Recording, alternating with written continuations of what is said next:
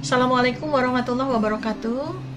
Halo Indonesia, saya akan menyampaikan tentang beberapa hal yang sama sekali tidak bermaksud untuk memperkeruh suasana perseteruan antara ID dengan Dr. Terawan. Saya ingin memberikan pendapat saya sebagai dokter, sebagai orang yang mendalami ilmu metodologi research, juga seorang clinical epidemiologist. Saya terpanggil untuk menyampaikan pendapat saya.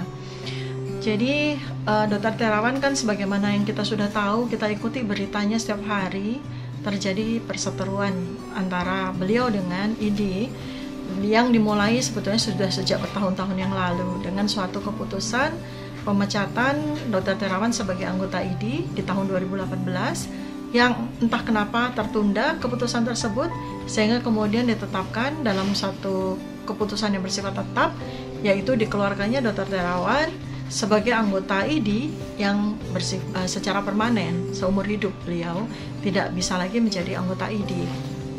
Nah, yang saya sangat sayangkan adalah karena alasan pemecatan itu sesungguhnya karena Dr. Terawan dianggap oleh MKEK, oleh ID, ya, perangkatnya yaitu Majelis Kedokteran Etik Indonesia yang berada di bawah ID, itu memberikan tuduhan bahwa Dr. Terawan melakukan pelanggaran etika berat. Tetapi pernyataan atau pengumuman atas keputusan ID yang sangat fatal tersebut bagi karir seorang dokter itu disampaikan dengan cara yang sesungguhnya sudah melanggar etika juga, yaitu dengan penyebarluasan video rapat tertutup yang ada di dalam muktamar yang berisikan pengumuman atau penyampaian surat keputusan tentang dikeluarkannya Dr. Terawan dari keanggotaan tetap ID secara permanen, dan video itu tersebar luas ke sosial media dan kemudian menjadi bahan gunjingan, menjadi bahan pembicaraan di seluruh Indonesia selama berhari-hari. Kemudian sebelumnya juga ada yang bocor, yaitu tentang surat pemecatan tersebut. Jadi sebelum muktamar itu menyampaikan tentang keputusannya, surat itu sudah bocor kemana-mana. Jadi memang ada oknum di dalam ID, ya, itu yang dengan sengaja, entah dengan alasan apa, entah dengan maksud apa, ya tentu saja maksudnya pasti tidak baik terhadap Dr. Terawan, itu sudah membocorkan keputusan tersebut dan dilakukan dengan cara yang tidak etis, ya, menurut hemat saya, dan berpotensi mencemarkan nama baik seorang Dr. Terawan. Padahal dalam sumpah dokter, sesama dokter itu adalah saudara kandung, seharusnya saling menyayangi, saling melindungi, dan saling memberikan support atau dukungan, ya. Jadi saya sangat sedih dengan peristiwa tersebut. Nah, kemudian beberapa hari ditambah lagi dengan kejadian yang ini juga memprihatinkan bagi saya adalah ketika terjadi rapat dengar pendapat antara ID dengan DPR Komisi 9 yang membawa bidang kesehatan.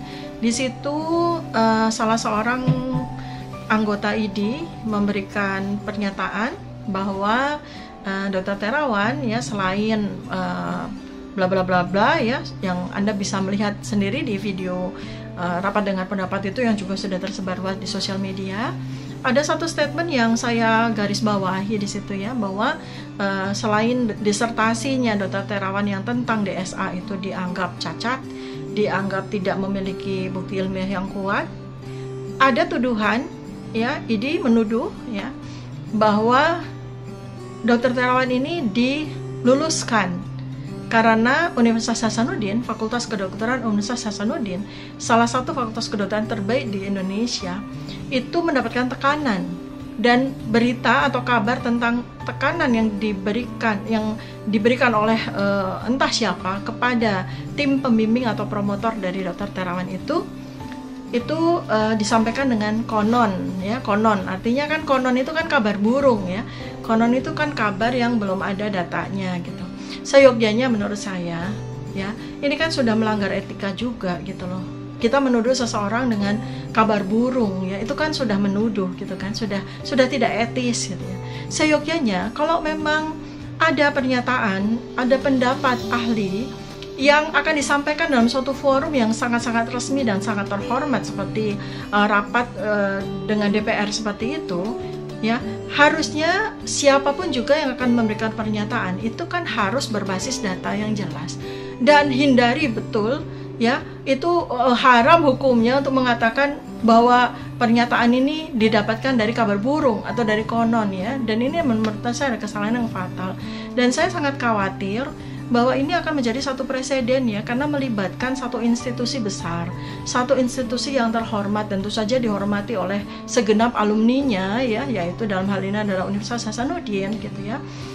IDI mengatakan bahwa keputusan yang diambil oleh IDI kepada Dr. Terawan itu adalah untuk menjaga marwah dan kemuliaan serta keluhuran dari Ikatan Dokter Indonesia ataupun dokter seluruh Indonesia ya.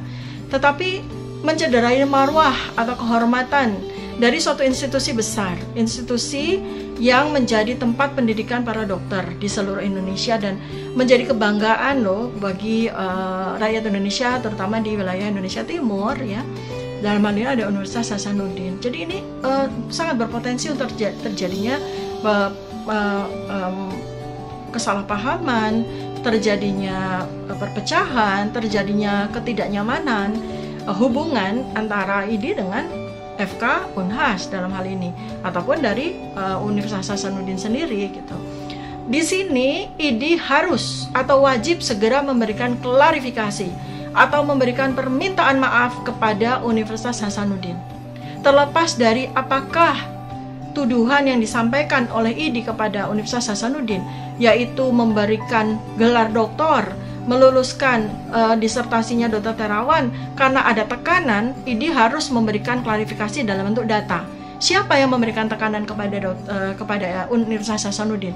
Sebegitu kuatnya tekanan ya yang diberikan kepada Universitas Hasanuddin sehingga meluluskan seorang mahasiswa doktoral yang dianggap cacat risetnya, yang dianggap tidak memenuhi kualifikasi oleh IDI untuk diluluskan.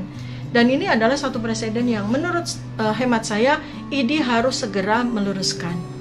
Usul saya, karena situasi ini sudah begitu kronis ya, sepertinya juga akhirnya malah kalau diterus-teruskan ini akan membawa banyak lagi pihak yang mungkin secara sengaja ataupun tidak sengaja itu disebutkan dan kemudian diseret juga ya. Jadi saya sangat sarankan kepada IDI saat ini, IDI harus cooling down dulu ya. Karena apa? Karena terlepas dari apakah Anda memang memiliki bukti yang kuat terhadap keputusan yang disampaikan untuk Dr. Terawan ya, tetapi dalam masa setelah pasca keputusan itu disampaikan pada muktamar ya di tanggal 23 sampai 25 Maret 2022 yang lalu sampai dengan hari ini, begitu banyak polemik yang dilakukan oleh IDI yang dihasilkan dari berbagai macam statement yang disampaikan oleh pengurus IDI. Nah, dan ini IDI harus introspeksi ya, harus berkaca diri dan harus bertanggung jawab untuk meluruskan semua kesalahan tersebut.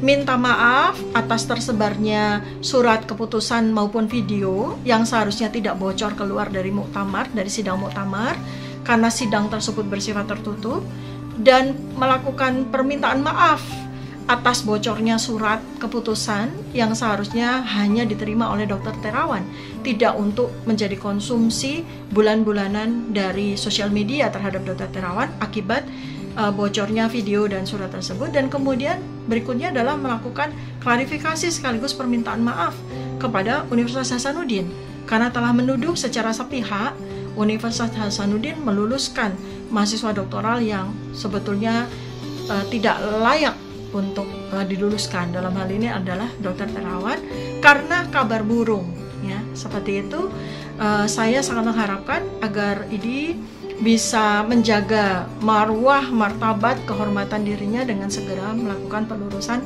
atas berita-berita ini sehingga kasus ini bisa segera selesai dengan baik, dengan martabat dan etika yang tinggi, dan kemudian juga tidak membawa permusuhan antara dokter satu dengan dokter yang lain. Ini karena kan sudah terjadi pro dan kontra ya di kalangan dokter di seluruh Indonesia sendiri, juga terjadi pro dan kontra di kalangan seluruh rakyat Indonesia karena peristiwa ini yang berlarut-larut.